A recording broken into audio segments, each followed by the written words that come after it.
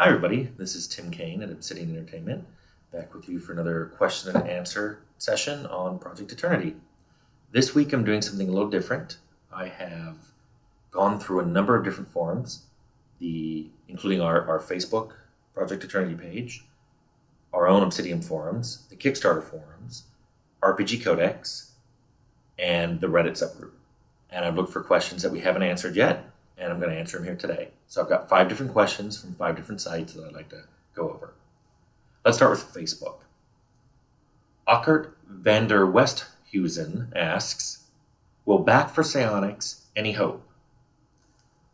I think, Ockert, that you will like our Cipher class. It uses magic very differently than the Wizard and Cleric classes, and it's very reminiscent of how psionics worked in earlier D&D editions. I think you'll find that it's going to remind you of playing a psionic character, but it's its own entire class. Because a lot of times when you played psionic characters in those old D&D versions, they felt like it was an addition, like if you were playing a dual-class mage/psionic.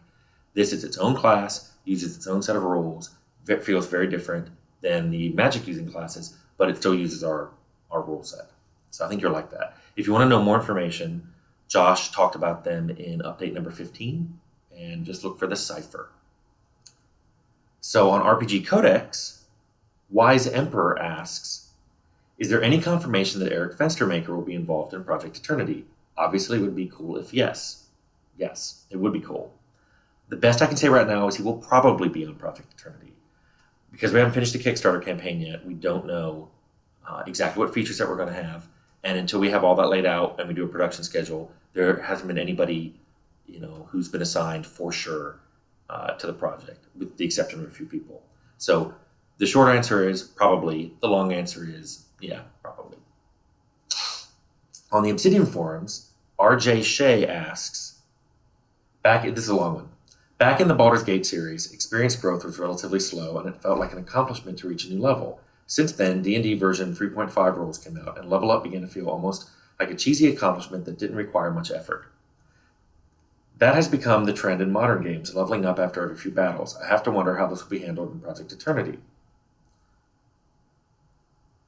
We are going to go back to how the Infinity Engine games handled level up, which means it will be a relatively slower affair across the scope of the entire game. We do plan to have people level up a little more quickly at the beginning, just so they can learn new abilities and get some health earlier in the game. But we do plan to space out the later level ups. For people who really like leveling up, our recommendation would be to go to the Adventurers Hall and pick up extra companions and spend a lot of time leveling them up.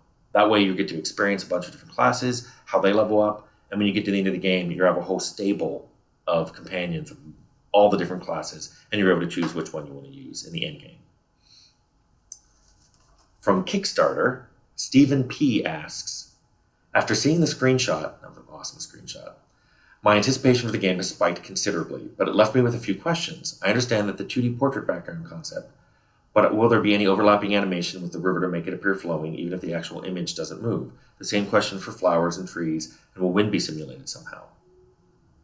Yes, we're going to have animations on the background. If you're familiar with my game Temple of Avellone Evil, we use a very similar technique. It's a 2D rendered background, and then we insert animated props. So the trees will sway. We're going to have birds and butterflies and insects and different things going on in the background, and we can actually make the river appear to flow, and the waterfall will appear to move.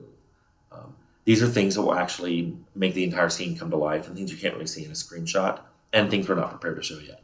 But if you play Temple, or just look at some YouTube videos showing how that engine works, and it's very similar to what we're doing here.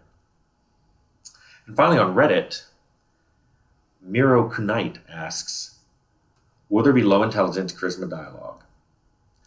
Yes. Those are one of my favorite things. I put it in Fallout, I put it in Arcanum, I put it in Temple. I love low intelligence characters speaking like low intelligence characters. So we're going to do that, but I want you to know that putting a feature like that in is really requiring the writer to do twice the work. For any particular dialogue, they have to do an extra pass-through on how the low intelligence player will sound and how the NPC reacts to that. It often means brand new dialogue nodes, not just another entry in the player dialogue. So, but I think it's worth it. And I myself love playing low intelligence characters. I usually replay any game that offers it just so I can see what NPCs do when they try to react to my slow-witted attempts to help them. So that's your 5 questions answered this week from 5 different sites. Again, thank you for your support, and we only have a few more days before this Kickstarter campaign is over. Thank you.